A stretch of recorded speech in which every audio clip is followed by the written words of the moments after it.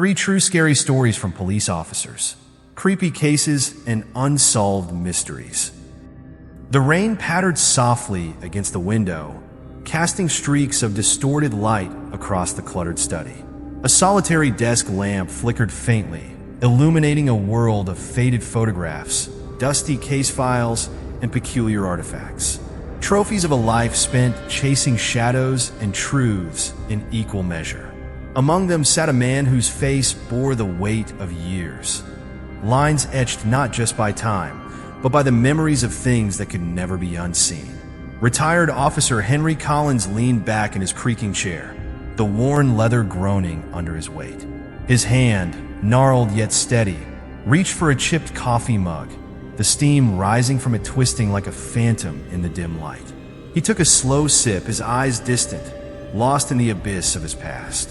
"You know," he began, his voice gravelly and low, as though addressing an unseen listener in the room, "in all my years on the force, I learned something most people never want to admit. Not every case can be solved, and some truths are better left buried." His gaze shifted to a peculiar object on the shelf, a small, rusted key suspended inside a glass frame. A faint smile, equal parts bitterness and nostalgia, tugged at the corner of his lips. But every once in a while, you dig too deep. You find something you weren't meant to find. And when that happens, you realize the job isn't just about catching criminals. It's about surviving the things that can't be put in a cell. Collins set the mug down and rubbed a hand over his face, the rough texture of his beard scraping against his palm. People love a good story. They want to hear about justice served, the bad guy behind bars.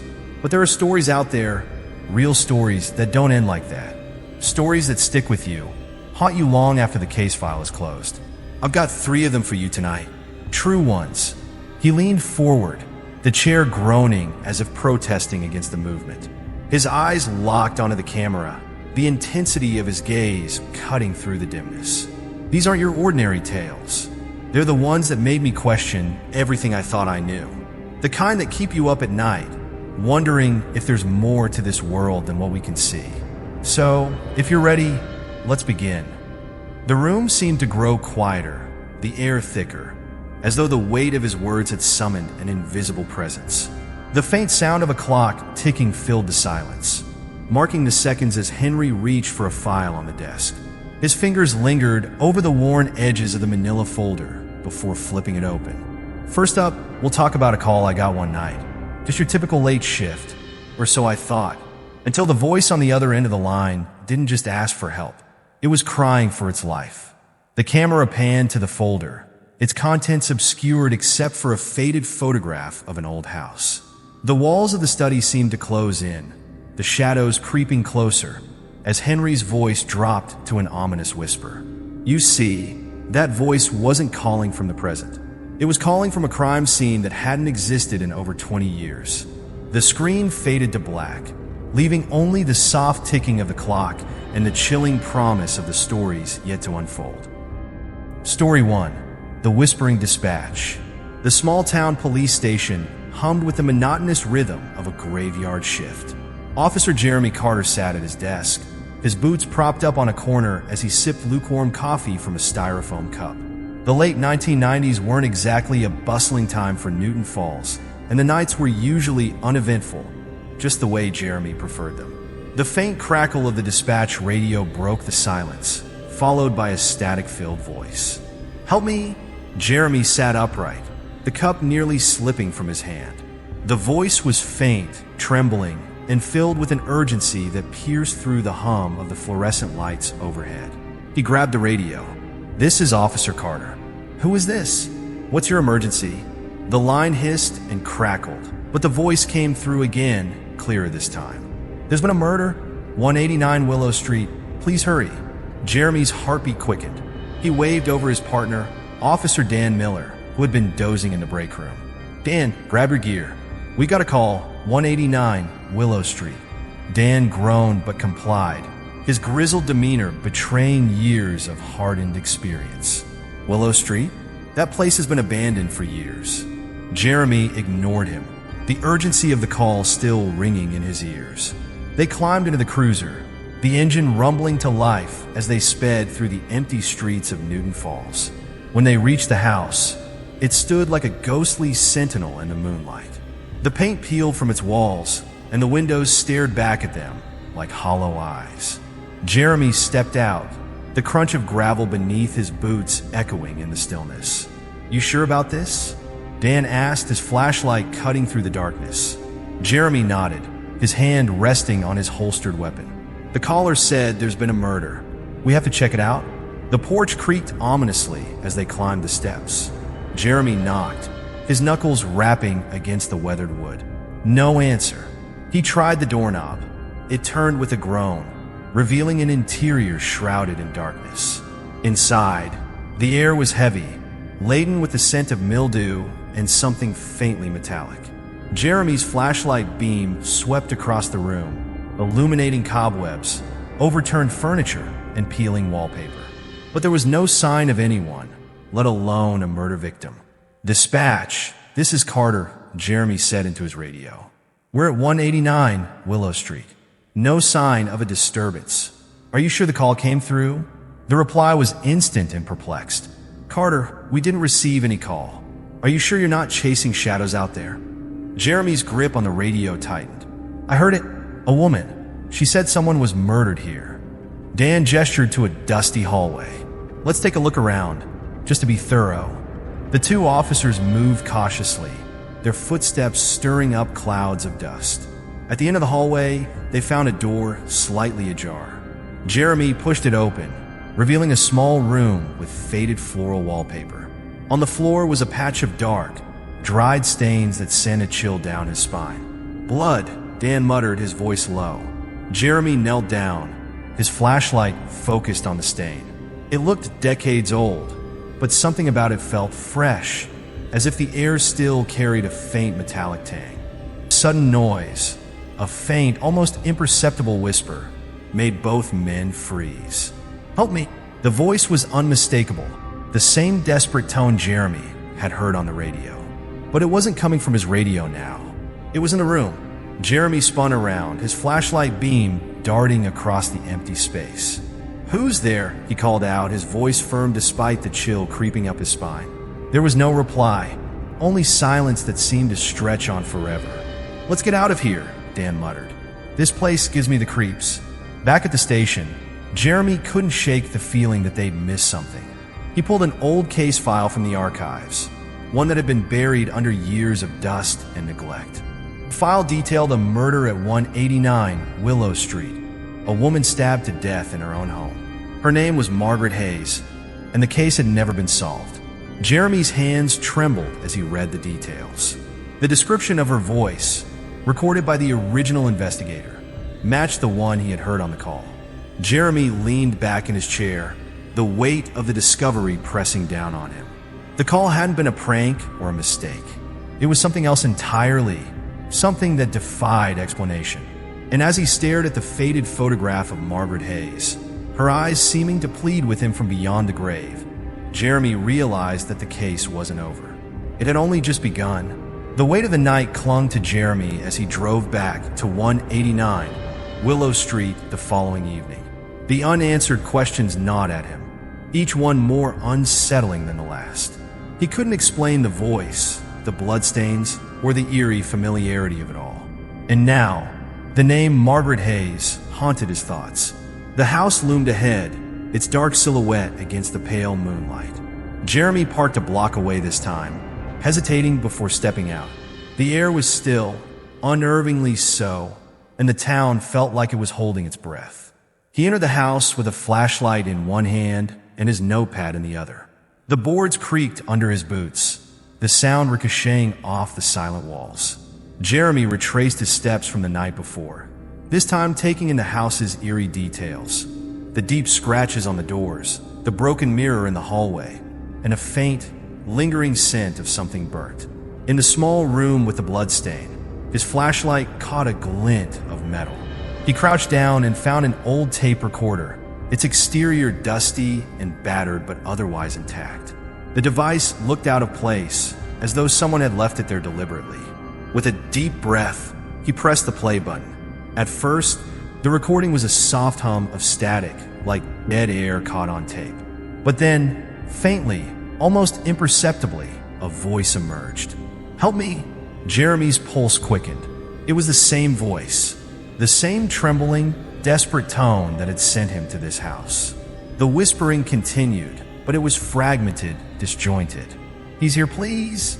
The tape crackled violently, and Jeremy winced as the sound spiked. Then silence. The recording ended abruptly, leaving an oppressive quiet that seemed to smother the air. Jeremy rewound the tape and listened again, trying to make sense of it. The words seemed familiar, as if they mirrored the call he'd received the night before. But there was no explanation, only more questions. He pocketed the recorder and left the house, his nerves frayed. Back at the station, he set up the recorder in the evidence room. Fluorescent lights above flickered as he pressed play once more, this time through the station's audio equipment. The whispers filled the room, louder now, more distinct. Jeremy leaned in, his hands gripping the edge of the table. "Help me?" "Jeremy." He froze. The voice had said his name. The tape had to be decades old. There was no possible way it could have mentioned him.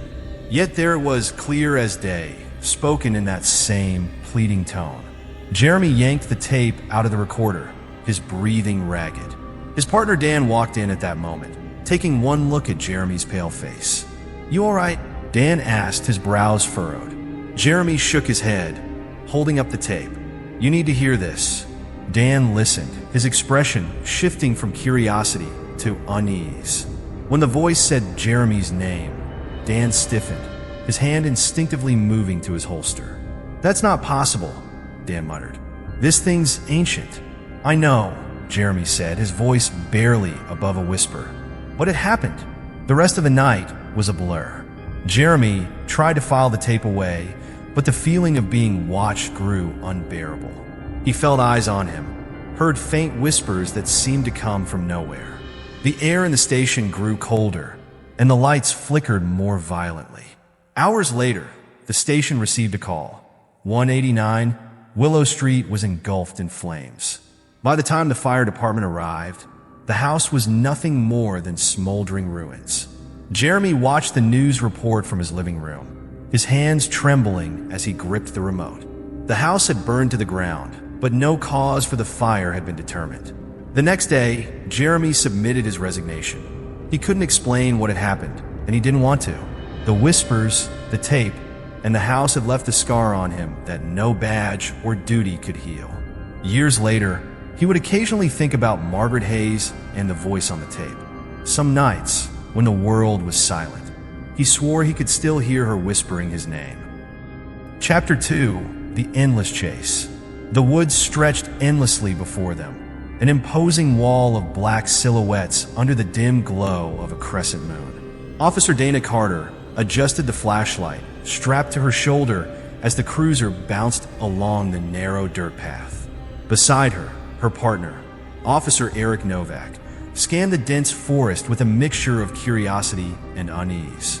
Dispatch said it's probably kids messing around, Eric muttered, his hand resting on the butt of his service weapon. Dana glanced at him, her jaw tight.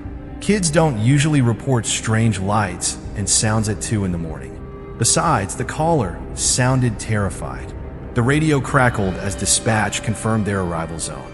The cruiser slowed to a halt at the edge of an overgrown trailhead.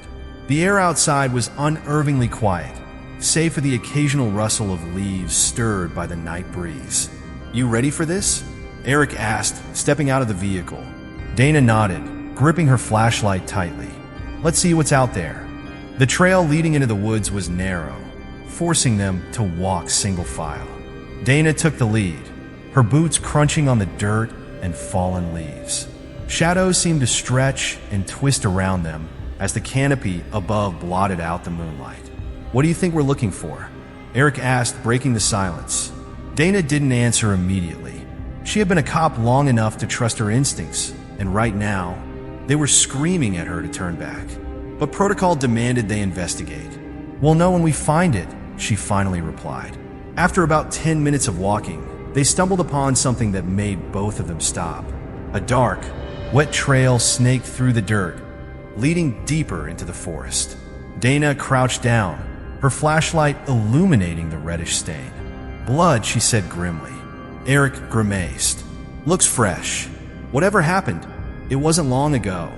The trail led them to a clearing where a decrepit hunting cabin stood, its roof sagging and walls covered in moss. The air here felt heavier, as though the forest itself was holding its breath.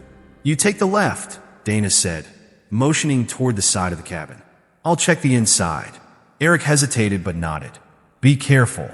Dana approached the front door, which hung loosely on rusted hinges.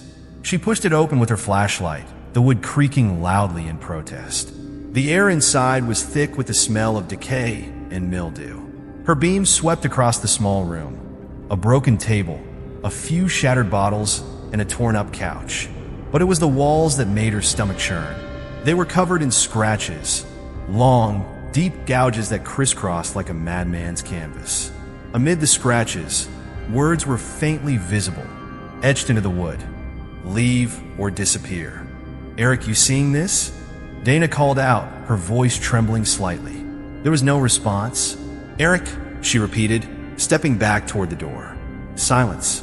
She stepped outside, her flashlight slicing through the darkness. Eric was nowhere in sight. The forest was unnaturally quiet, the usual nighttime chorus of crickets and owls absent. "Eric, this isn't funny," Dana shouted, her voice echoing off the trees.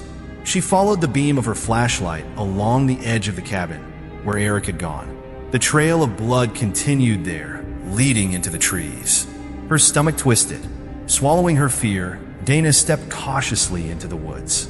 "Eric, answer me." The blood trail led her to a spot where the ground was disturbed, as though someone had been dragged. The flashlight revealed deep gouges in the dirt, like claw marks. Panic began to creep in. She radioed in, but the static on the other end was deafening. Dispatch didn't reply. Her calls went unanswered, swallowed by the oppressive quiet. "Eric," she yelled again, her voice cracking. A sudden rustling behind her made her spin around, her weapon drawn. The flashlight beam danced wildly as she tried to locate the source. A shadow moved, too fast, too large to be human. Her pulse thundered in her ears as she backed away. Her flashlight flickered, plunging her into momentary darkness before sputtering back to life. The trail of blood ended abruptly at the base of a massive oak tree. There was no sign of Eric, no sign of a struggle, no sign of anything. Dana stood frozen, her breath coming in short gasps. The forest around her felt alive, watching, waiting. Then she heard it, Eric's voice. "Dana." It was faint, distant, and wrong. It came from the trees, from everywhere and nowhere at once. "Eric, where are you?" she called, spinning in place. The voice repeated closer this time. "Dana, help me." She turned back toward the cabin, her gut instinct telling her to run. But as she neared the clearing, the cabin was gone. In its place was an empty, moonlit field. Her radio crackled again, and a distorted voice broke through the static. "Leave or disappear." Dana staggered backward, her mind racing. She bolted toward the trailhead, the oppressive forest closing in around her.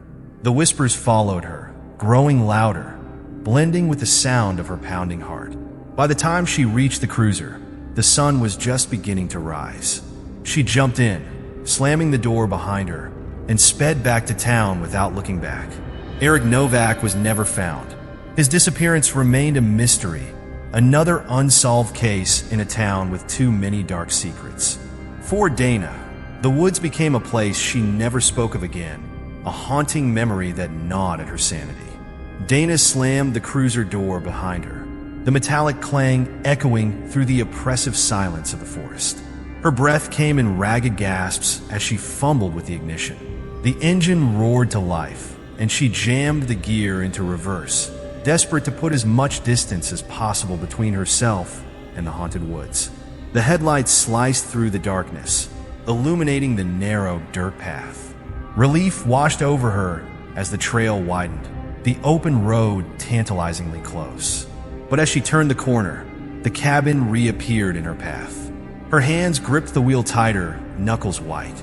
"No," No, no, no, she muttered, slamming the brakes. The cruiser skidded to a halt, gravel scattering under the tires. The cabin loomed ahead, its windows glowing faintly with an unnatural light. Dana blinked hard, her mind reeling. She had just left the cabin, hadn't she?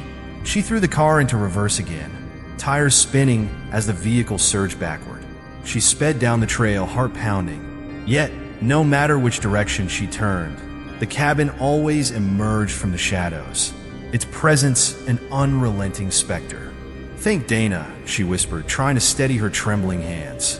Steeling herself, she exited the cruiser and reached for her radio.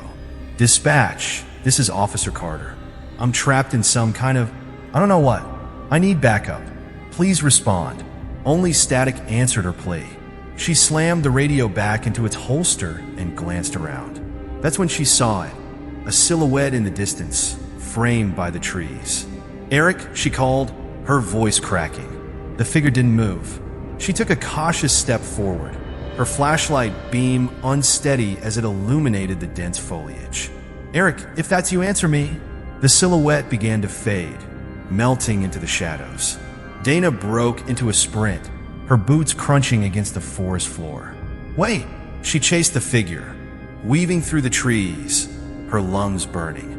The forest seemed to stretch endlessly, every tree an indistinguishable twin of the last.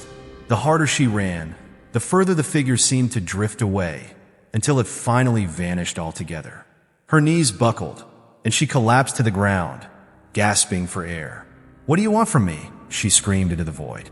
The only response was the rustling of leaves and the faint echo of her own voice. Dana pushed herself to her feet, determination hardening her resolve. If she couldn't escape, then she'd confront whatever force held her captive. She marched back toward the cabin, which now seemed to pulsate with a sinister energy.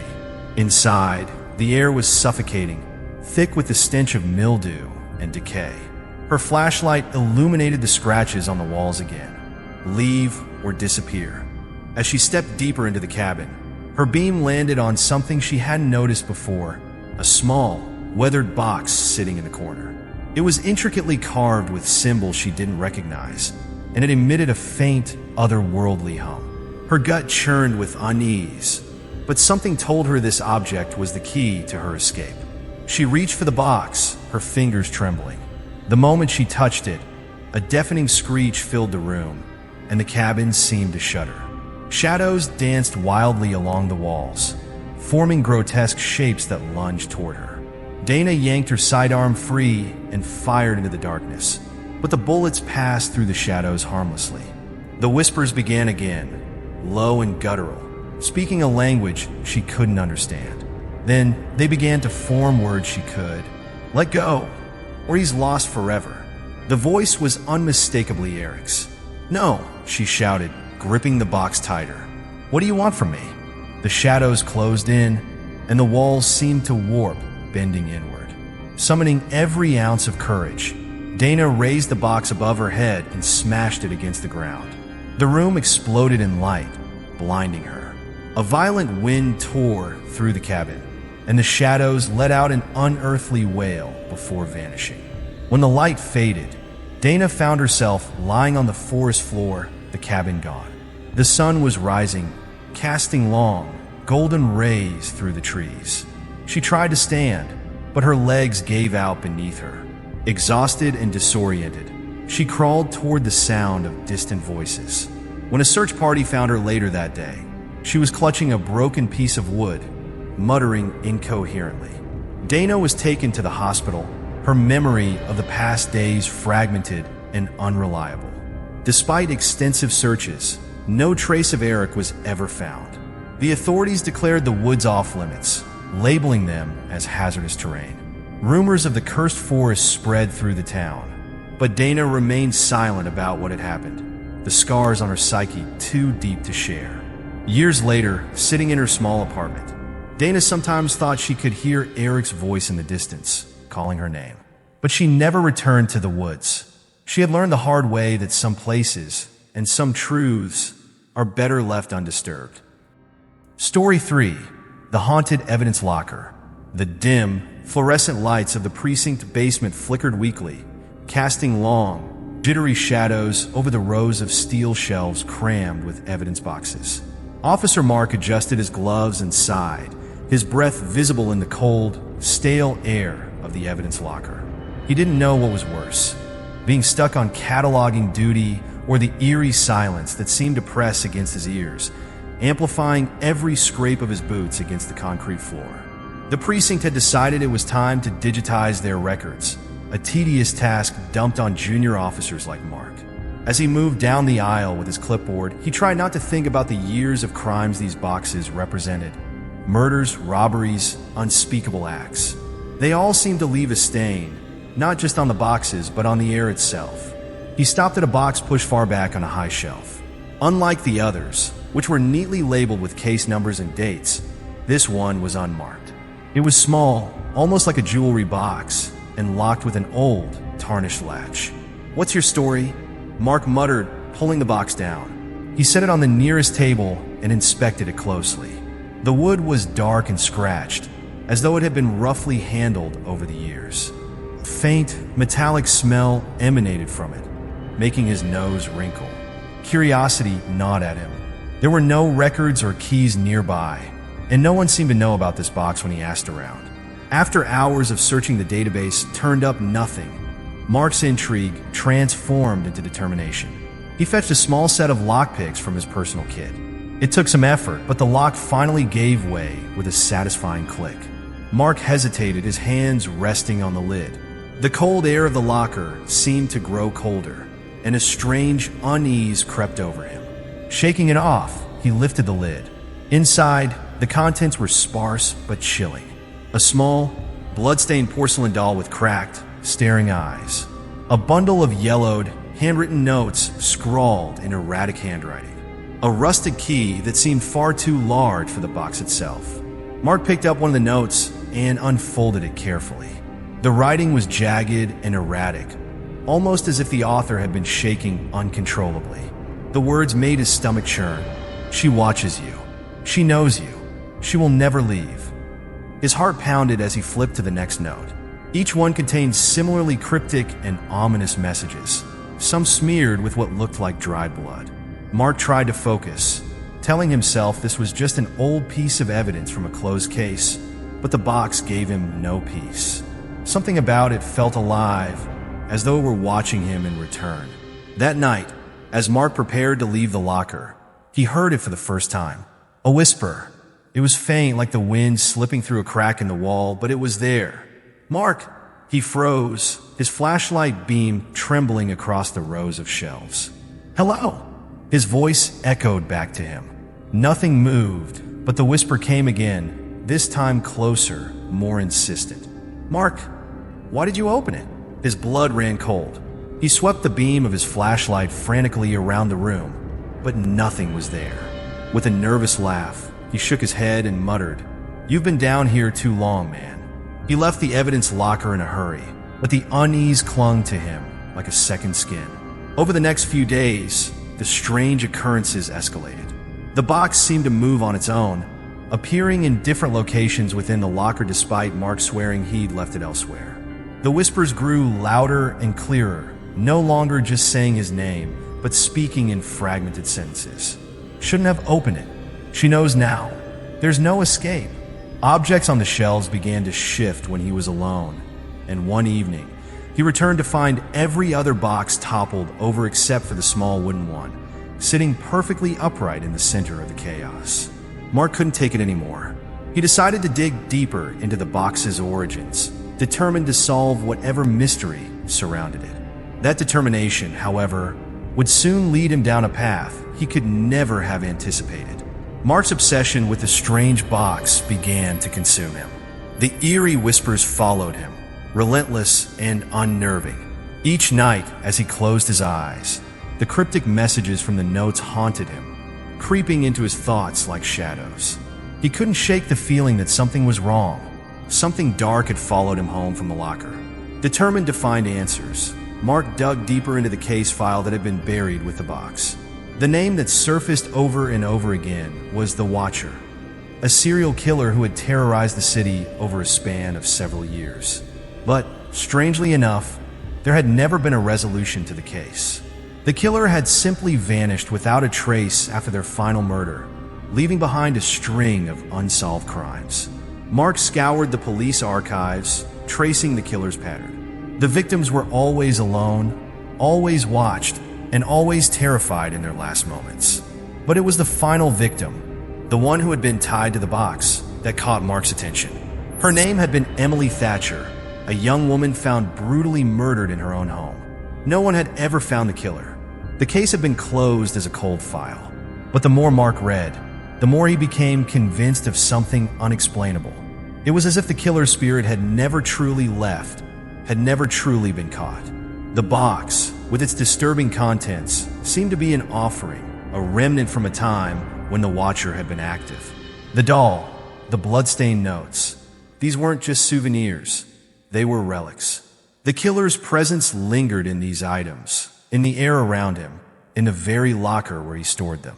One night, after hours of fruitless investigation, Mark made a decision. He couldn't keep the box any longer. It had to be destroyed. The voices wouldn't stop, the cold pressure pressing on him with every passing hour. He needed to put an end to this before it consumed him completely. With shaking hands, he gathered the box and its cursed contents, preparing to burn them. He found a secluded spot in the precinct's back alley, away from prying eyes. The match scraped against the surface, and the flames began to lick at the cardboard and wood. But just as the fire started to burn, something unimaginable happened. A cold gust of wind swept across the alley, extinguishing the flames in an instant. Mark looked up confused, and then he saw it. A figure, dark and shadowy, emerged from the darkness of the alley, its outline shifting like smoke. It wasn't human, not completely. Its form was stretched, distorted, an amalgamation of faces and limbs, all contorted in silent screams. Mark stumbled back in terror, his heart hammering in his chest. The shadow moved toward him, its presence suffocating. He could hear whispers, frantic, pleading, the same words that had haunted him in the locker. You shouldn't have opened it. You shouldn't have burned it. A hand, no, a shape, reached out for him. Mark turned and ran, tripping over the uneven ground as the air around him seemed to grow heavier with every step. He could hear the shadow chasing him, its footsteps far too close for comfort. He barely made it back to the locker before the darkness consumed him completely. His chest heaved with panic as he slammed the door shut, the box still in his hands, untouched but terrifyingly alive. But the entity wasn't done with him. It followed him into the precinct, into his very soul. Mark felt it growing stronger every day, every hour. The whispers were no longer confined to the locker or the box. They followed him everywhere, whispering his name, calling out to him in the silence. Desperate, Mark knew what he had to do. He couldn't keep working here, not with this shadow stalking his every move. He sealed the box once again, locking it away in the deepest, most secure part of the evidence room. But it wasn't enough. He could feel the weight of the box pressing on him, even though it was hidden from view. The activity stopped when Mark finally made the hardest decision of his life. He quit. He left the force, leaving behind the city and the mystery that had consumed him. But the box didn't vanish with his departure. Several weeks later, new reports started circulating. Strange occurrences at the precinct, the same whispers, the same disturbances. And in the darkest corners of the evidence room, there were whispers of a strange box, one that had once been cataloged under the name The Watcher's Legacy. Though Mark was far away, the echoes of the past followed him, just as they had followed the killer. The box had been moved, hidden in a new, unknown location, and wherever it went, the darkness seemed to follow. The retired officer sat back in his worn leather chair, the dim light from his desk lamp casting long shadows against the walls of the study. His hands, rough with age, lingered on the last case file he'd opened for the evening. He'd spent years hunting criminals, solving puzzles, bringing justice where it seemed impossible. But now, in the quiet solitude of his home, the weight of the unsolved lingered heavier than any file ever had. He exhaled slowly, leaning forward with his elbows resting on the desk, fingers steepled in front of him as though contemplating a great truth. His tired eyes, bloodshot from years of sleepless nights, stared at the collection of cases and files that surrounded him. He had seen it all.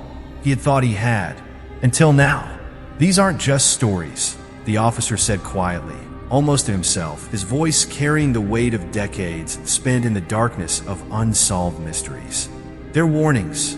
He paused, his eyes wandering over the artifacts that had once belonged to the victims, the cursed objects, the remnants of cases that should have been forgotten. His mind wandered back to the young officer, Jeremy, as he uncovered the truth buried in the static of an old tape recorder.